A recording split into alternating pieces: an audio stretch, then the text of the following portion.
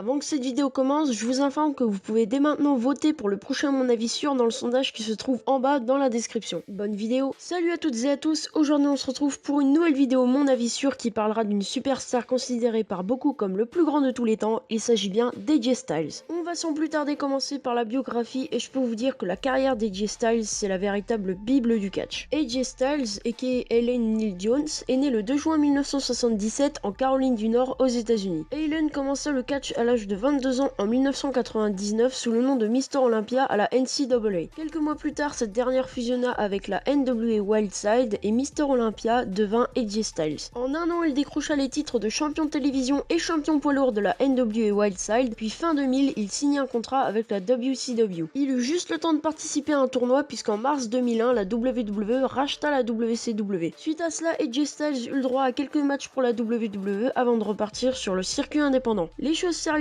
commencent en juin 2002 lorsqu'AJ Styles fait ses débuts à la TNA et participe en même temps à un tournoi organisé par la Ring of Honor. Styles est surtout connu pour sa carrière à la TNA entre 2002 et 2014 où il a notamment produit de très bons matchs comme le Triple Threat de TNA Unbreakables 2005 ou l'Ironman match de TNA Against All Odds encore une fois en 2005. Après être resté 12 ans à la TNA, AJ Styles fit un run de 2 ans sur le circuit indépendant alternant surtout New Japan Pro Wrestling et Ring of Honor. Lors du Royal Rumble 2016, AJ Styles rentre en 3ème position et fait ses débuts à la WWE accueilli sous une pluie d'ovations. Pour vous donner un ordre d'idée, voici toutes les fédérations dans lesquelles AJ Styles a lutté, c'est juste impressionnant. Et niveau stats, AJ Styles a été couronné 60 fois champion dans toute sa carrière avec 30 titres différents et c'est surtout un 8 fois champion du monde en 18 ans de carrière. Maintenant que la biographie est terminée, on va tout de suite passer à la vie. Alors AJ Styles, il faut savoir que j'ai commencé à vraiment m'intéresser à son parcours lorsqu'il est arrivé à la WWE en janvier 2016. Avant ça, je le connaissais de nom, je savais qu'il avait un passé à la TNA, mais c'était sans plus quoi. Du coup, j'étais assez impatient de voir ce qu'il était capable de faire dans un ring depuis le temps que j'en entendais parler et j'ai été très agréablement surpris. Il avait une grosse réputation de catcheur indie à l'époque et je m'attendais à un bon in-ring mais pas plus. Le cliché du catcheur indie en gros. Et en fait, pas du tout. La première chose que j'ai remarqué chez lui, c'est son charisme naturel. C'est un très bon point. Secondement, c'est ses talents d'orateur qu'il a pu notamment exposer lors de la rivalité contre John Cena à l'été 2016. Et troisièmement, le plus flagrant, son talent dans le ring. Si on manie les trois, on obtient la clé de la réussite pour n'importe quelle superstar à la WWE. Si vous regardez bien, tous les grands champions ont ce total package et AJ Styles en fait partie. Mais ce qui m'a le plus surpris avec lui, c'était sa capacité à s'adapter au style WWE. Au début, j'appréhendais un peu ses premiers matchs, je me demandais si la WWE allait bannir le Styles Clash par exemple. Et au final, là aussi, pas du tout, AJ Styles peut nous livrer de très bons matchs sur le plan technique tout en restant dans le style WWE et ça c'est fort. En parlant de technique, AJ dispose d'un panel de prises énorme, ce qui fait qu'on ne s'ennuie jamais dans ses matchs. Il fait selon moi partie des meilleurs catcheurs du monde, toutes périodes confondues, et c'est d'ailleurs pas pour rien qu'il côtoie depuis des années le top 10 des meilleurs catcheurs au monde selon le journal sportif Pro Wrestling Illustrated. Je pense que si AJ Styles s'est si vite glissé au sommet de la WWE, c'est parce qu'il était prêt depuis des années avec le circuit indépendant, ce qui fait qu'il a directement fait ses débuts dans le main roster. Outre mon avis sur AJ Styles, je voudrais vous parler de quelque chose. Je pense que vous le savez, la WWE et la TNA sont tous les deux concurrents et il n'est pas rare de voir un catcheur d'une des deux fédérations rejoindre l'autre. Souvent à la TNA, les anciens WWE sont bien traités et pour la WWE, c'est en général tout le contraire. AJ Styles étant un ancien TNA, énormément de fans avaient peur du booking qui allait lui être réservé à la WWE. Et j'ai été comme beaucoup très surpris de voir que la WWE avait fait un pas en avant car lors de Backlash 2016, AJ Styles fut le tout premier ancien TNA à avoir gagné le titre WWE et c'est amplement mérité. Ça m'a fait très plaisir de voir la WWE ranger sa rancœur contre la TNA et laisser un catcheur aussi talentueux qu'AJ Styles gagner un titre mondial dans sa compagnie. Mais finalement, c'est pas surprenant parce que Styles a toujours été un gagnant et ça peu importe la fédération dans laquelle il est. Pour finir la vie, je dirais qu'AJ Styles est un pilier du circuit indépendant et il a prouvé que même si on est un indie guy,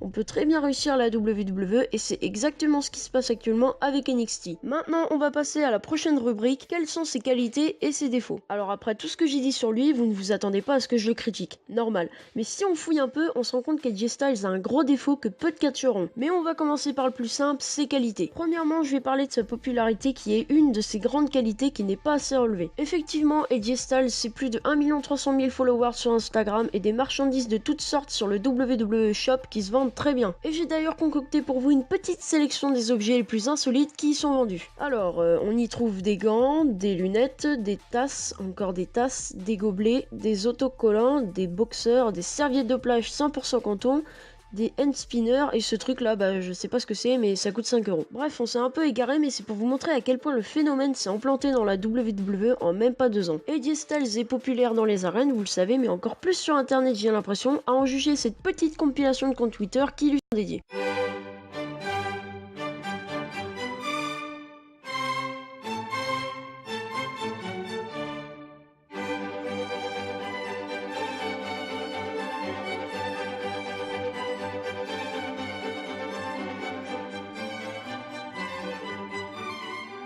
Maintenant, on va passer aux défauts d'AJ Styles, et là j'en ai remarqué un assez flagrant. En fait, j'ai l'impression qu'AJ Styles fait beaucoup plus réagir les foules en heel qu'en face. On va découper la carrière de Styles en 3 parties. La première allant de janvier à mai 2016, la deuxième allant de mai 2016 à avril 2017, et la troisième allant d'avril 2017 à aujourd'hui. On remarque que dans sa période heel, AJ Styles était beaucoup mis en avant avec la rivalité contre John Cena, le règne de champion de la WWE, la rivalité contre Dean Ambrose et la rivalité contre Shane McMahon. Et maintenant, pour sa période face, la rivalité contre Chris Jericho, la rivalité contre Roman Reigns, la rivalité contre Kevin Owens pour le titre US, et dernièrement, la rivalité contre Baron Corbin et Tye Dillinger. Je pense personnellement que le rôle de heel pour AJ Styles est le meilleur. Au micro, il dégage un charisme naturel, et dans le ring, il est excellent. Tiens, ça me rappelle quelqu'un, mais je vois pas du tout qui. Faudrait vraiment que je m'en souvienne. Attendez, je l'ai sur le bout de la langue.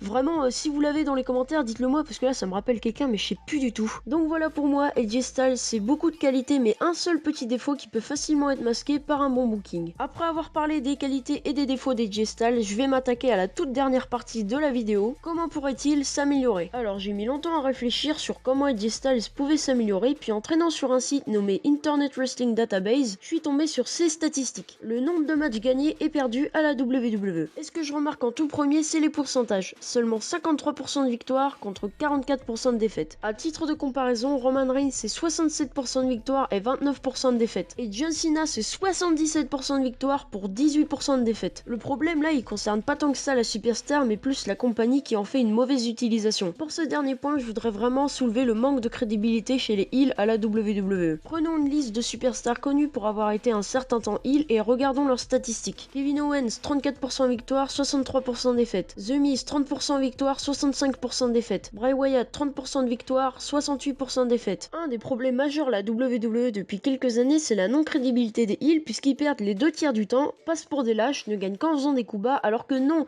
pour moi un heel se doit d'être un minimum badass. Alors oui, ça concerne pas que AJ Styles, mais je voulais en parler quand même parce que c'est assez alarmant de voir la mentalité à la WWE en 2017. Pour conclure cette vidéo, voici les notes que j'attribue à AJ Styles. Dans le ring, c'est l'un des meilleurs au monde, je vais donc lui attribuer un bon gros 10 sur 10. Pour ce qui est du micro, il est pas transcendant, mais il surpasse au moins 90% du roster, alors je vais lui donner un solide 8 sur 10. Et pour le charisme, c'est assez subjectif, mais il dégage clairement quelque chose, et je pense que c'est pour ça qu'il a une aussi grosse fanbase. Donc je lui mets là aussi un 8 sur 10. Ce qui nous fait une moyenne de 8,3 sur 10, qui est meilleur que toutes les superstars que j'ai pu analyser depuis le début de ce concept. Donc voilà, je pense avoir tout dit sur AJ Styles. N'hésitez pas à lâcher un pouce bleu en guise de soutien, ça m'aide beaucoup. N'oubliez pas de voter dans la description pour le sujet du prochain Mon Avis Sûr. Et sur ce, moi je vous dis ciao ciao, à plus.